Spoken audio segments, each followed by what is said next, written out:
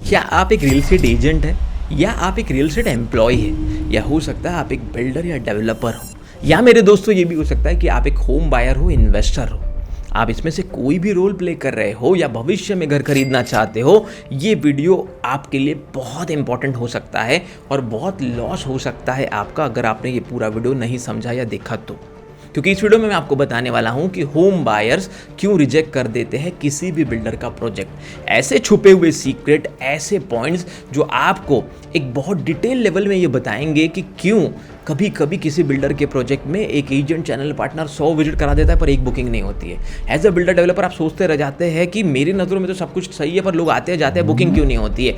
Booking क्यों नहीं होती है, एक इन्वेस्टर या एक होम बायर का ट्रस्ट बिल्डर के हाथों से क्यों छूट जाता है या फिसल जाता है, सब कुछ पता चलने वाला है आपको इस वीडियो के एंड तक। मैं doctor Anmol Maurya, real estate coach, real estate trainer, real estate author and entrepreneur. मैं और मेरी टीम बहुत रिसर्च करके भारत के हर कोने कोने में बैठे हुए व्यक्ति के लिए ऐसे कंटेंट इसलिए लेकर आते हैं क्योंकि हमारा मिशन है भारत में रियल एस्टेट को एक ऑर्गेनाइज फील्ड के रूप में कन्वर्ट करना और अच्छे से कामों, ऑर्गेनाइज वे से कामों, बायर का अवेयरनेस बढ़े। ऐसे कुछ बहुत इंपॉर्टेंट पॉइंट आपको पता चलना है। सबसे पहला पॉइंट है पुअर लोकेशन एंड कनेक्टिविटी।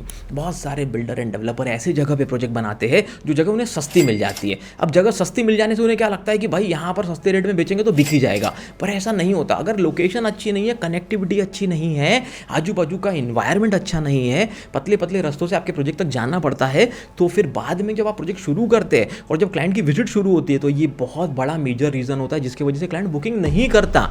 और फिर आप सोचते रह जाते हैं कि यार बाकी लोगों का प्रोजेक्ट बिकता है, मेरा क्यों नहीं बिकता, मेरे ही प्रोजेक्ट में क्या खराबी है। तो मेरे दोस्तों सबसे पहला कारण है बहुत गलत लोकेशन को सेलेक्ट करना, कनेक्टिविटी का वहाँ सही तरीके से नहीं होना, आजू बाजू का लोकल इन्वायरमेंट, नेबर्स अच्छे ना होना, हर चीज़ बहुत बड़ा रोल प्ले करते हैं जिसकी वजह से बिल्डर के प्रोजेक्ट बनने के बाद भी नहीं बिकते। भारत में तो कभी कभी 90% प्रोजेक्ट कंप्लीट होते हैं फिर भी 10% इन्वेंट्री नहीं बिकती। तो इस चीज़ को समझिए, ये बहुत बड़ा रिसर्च बेस्ड पॉइंट मैं आपको बता रहा हूँ। लेकिन पॉइंट नंबर 2 जानने से पहले चैनल को सब्सक्राइब करके बेल आइकन को हिट जरूर कीजिए। हम नहीं चाहते ऐसे इंपॉर्टेंट वैल्यू एडेड वीडियोज आपके कभी मिस हो। सेकंड पॉइंट जिसके वजह से बायर छूट जाता है बिल्डर के हाथों से या उसके चैनल पार्टनर के हाथों से या एजेंट के हाथों से, वो है प्राइसिंग इश्यूज। अगर आपको लगता है कि मेरा प्रोजेक्ट आगे जाके बहुत अच्छा बनेगा, मैंने ये सोचा है वो सोचा है, और आपके पास लेकिन कोई पुरानी क्रेडिबिलिटी नहीं है, कोई ट्रस्ट नहीं है, इसके पहले बहुत सारे प्रोजेक्ट्स आपने खड़े नहीं किए और आप प्राइस मार्केट के कॉम्पिटिटिव लेवल पे या उससे भी ज़्यादा रखते हैं, तो वो भी एक बहुत बड़ा कारण है कि लोग आते हैं, देखते हैं, बाजू वाले का प्रोजेक्ट खरीद लेते हैं आपका प्रोजेक्ट देखने के बाद, पर आपका प्रोजेक्ट नहीं खरीदते। प्राइसिंग का इशू भी बहुत बड़ा रोल प्ले करता है। उसके लिए आपको डेटा जमा करना पड़ेगा एरिया का, आपको रिसर्च करनी पड़ेगी उस एरिया के 8-10 प्रोजेक्ट्स की ऑन ग्राउंड लेवल पे। और दूसरा, कभी ये मत समझना कि जो रेट आपको पता चला वो फाइनल रेट है। जब एक क्लाइंट सच में कहीं फाइनल करता है तो उसका रेट अलग होता है। हो सकता है बताने का रेट 5,000 रुपये स्क्वायर फीट हो पर छोड़ने का रेट 4,600 रुपये हो सकता है बताने का रेट 75 लाख रुपये का हो लेकिन छोड़ने का रेट 72 लाख, 71 लाख या 73 लाख रुपये हो सकता है बताने का रेट 2 करोड़ रुपये हो पर छोड़ने का रेट फाइनल रेट हो 1 करोड़ 90 लाख या 85 लाख रुपये। सही रेट को पहचाने बिना आप अपनी प्राइसिंग तय करते हैं जिसकी वजह से क्लाइंट को वो जस्टिफाइड प्राइस नहीं लगता, वो वापस चला जाता है। बेचारे एजेंट की मेहनत गई, बिल्डर की मेहनत भी गई, चैनल पार्टनर की मेहनत भी गई, कुछ नहीं होता। होम बायर वापस चला जाता है, बिल्डर ट्रस्ट नहीं बना पाता। थर्ड इंपॉर्टेंट रीजन, लेकिन उससे पहले वीडियो को लाइक जरूर कर दीजिए। लाइक करने से मुझे अपनी टीम को एनर्जी मिलती है ऐसा वैल्यू एडेड कंटेंट बार बार आपके लिए लाने। तीसरा पॉइंट है construction delays in past projects. सबसे मजेदार कारण, अगर आपके साथ ऐसा हुआ है ना, लोगों ने बोला प्रोजेक्ट बहुत अच्छा लगा, 2 दिन में आते हैं, बुकिंग करते हैं, बाद में फ़ोन उठाना बंद कर दिया, रिस्पॉन्स देना बंद कर दिया, तो मेरे दोस्तों जो पुराने आपके कर्मकांड है ना रियल एस्टेट की फील्ड में, जो पुराने प्रोजेक्ट कंप्लीटेड नहीं है, बहुत लेट आपने कंस्ट्रक्शन किया या फिर पोजीशन दिया भी तो आधा अधूरा दिया, ये जो गलती आपने की है एज अ बिल्डर या डेवलपर, उसका भुगतान आपका एजेंट, आपका चैनल पार्टनर भुगतता है। और वो कंस्ट्रक्शन डिले, वो ठीक से प्रोजेक्ट को डिलीवर ना करना, क्वालिटी मेंटेन ना करना, सब कारण होता है जिसके वजह से चुपचाप जो आपका क्लाइंट है वो आपको रिस्पॉन्स देना बंद कर देता है, किसी और प्रोजेक्ट में बुक कर लेता है, पर एक होम बायर का भरोसा आप नहीं जीत पाते। चौथा बहुत important point, poor quality construction. अरे रेडी पोजीशन सैंपल फ्लैट अच्छा बनाने से, ऑफिस बनाने से बुकिंग नहीं होती। साइट पे जो कंस्ट्रक्शन चल रहा है उसकी क्वालिटी बहुत बड़ा रोल प्ले करती है। कितने एमएम का बार यूज़ कर रहे हो, पैसा बचाने के लिए कहीं 16 एमएम की जगह 14 एमएम, 20 एमएम की जगह 16 एमएम और 14 एमएम की जगह 12 एमएम और 12 एमएम की जगह 10 एमएम का बार तो यूज़ नहीं कर रहे हो। हम खुद भी बिल्डर है, 6 रियल एस्टेट कंपनी चलाते हैं। जितने पॉइंट बता रहा हूँ प्रैक्टिकल ऑन ग्राउंड लेवल पे आपसे बात कर रहा हूँ।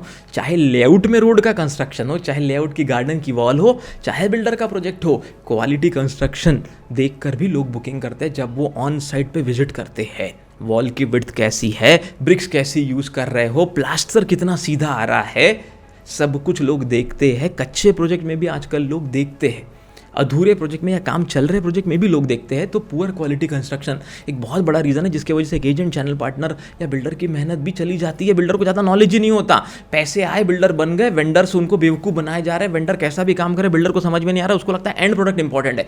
एंड प्रोडक्ट से ज़्यादा भाई quality of construction, during construction भी कैसा फील आ रहा है, हाइट कैसी है, कैसे पिलर बन रहे हैं, प्लेन है कि आड़े टेढ़े पिलर दिखाई दे रहे हैं, छत कितनी सीधी दिखाई दे रही है, बारीक बारीक पॉइंट, माइन्यूट पॉइंट्स भी कस्टमर नोट करता है जब वो विजिट करने के लिए आता है। आज के ज़माने का कस्टमर बेवकूफ़ नहीं है, वो समझदार बन चुका है। और हमारी वीडियो जो देखते हैं वो तो ज़्यादा समझदार बन चुके हैं, क्योंकि बायर अवेयरनेस सीरीज़ में हम बहुत सारे वीडियोज़ ला चुके हैं। Point number 5, lack of proper legal approvals, जिसके वजह से होम बायर बिल्डर के हाथों से छूट जाते हैं या ट्रस्ट कम हो जाता है बिल्डर पे।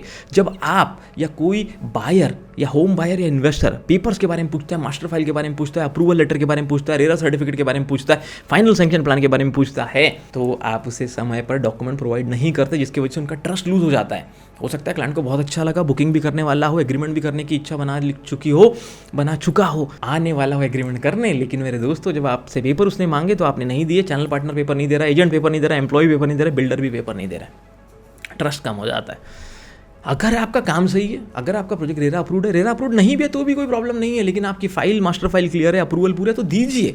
उसको ज़िंदगी की इतनी बड़ी कमाई इन्वेस्ट करनी है। और अगर आप एक होम बायर है तो आपको क्या क्या चेक करना है, आपको वो भी इस वीडियो से आइडिया आ रहा होगा कि जब तक प्रॉपर लीगल अप्रूवल्स ना मिले हो, मास्टर फाइल रेडी ना हो, बैंक का ईपीएफ लेटर ना हो, तो ट्रस्ट नहीं बनता। डीओडी रेडी ना हो, डीड ऑफ डिक्लेरेशन, तो बहुत ज़्यादा ट्रस्ट का इशू आता है क्लाइंट को। Point number 6, high maintenance cost. कभी कभी आप अपने मन मुताबिक बहुत सारी एम्यूनिटीज़ दे देते हैं, कुछ बहुत बड़ी बड़ी प्लानिंग कर लेते हैं, मेंटेनेंस कॉस्ट बहुत हाई रख देते हैं। तो कभी कभी लोग घर तो खरीद लेते हैं, पर जब उनको ऐसा लगता है कि मेंटेनेंस कॉस्ट हमसे, तो वो डिसीजन बना लेते हैं घर खरीदने का, पर फिर भी नहीं खरीदते क्योंकि उनको मेंटेनेंस कॉस्ट बहुत ज़्यादा लगती है। अलग अलग प्रकार का मेंटेनेंस या बहुत सारी अलग कॉस्टिंग आपने बना रखी हो, या आपकी बेसिक कॉस्ट बहुत कम हो लेकिन बाकी कॉस्ट को ऐड करके 10 लाख, 5 लाख, 15 लाख, 20 लाख रुपये बढ़ रहे हो, उस केस में व्यक्ति डिसीजन रोक देता है, आप अपना ट्रस्ट खो देते हैं, बिल्डर के हाथ से क्लाइंट छूट जाता है। ऐसे बहुत सारे पॉइंट्स हैं जो गलतियां रेगुलर बिल्डर्स से होती हुई देखी गई है। कई बिल्डरों के साथ हम पूरे देश में नहीं, एशिया भर में काम कर रहे हैं। करीब 200 से ज़्यादा बिल्डर्स का मैं इंटरव्यू ले चुका हूँ, 100 से 200 बिल्डर्स के साथ काम कर चुका हूँ, उनकी टीम के साथ काम कर चुका हूँ, 2000 से ज़्यादा एजेंट्स के साथ काम कर चुका हूँ। और टोटल ओवरऑल अगर आप देखेंगे तो पूरे करियर में 2 लाख से ज़्यादा लोगों को हम ट्रेनिंग दे चुके हैं, 10,000 से ज़्यादा इंडस्ट्री फोकस लोगों के साथ काम कर चुके हैं।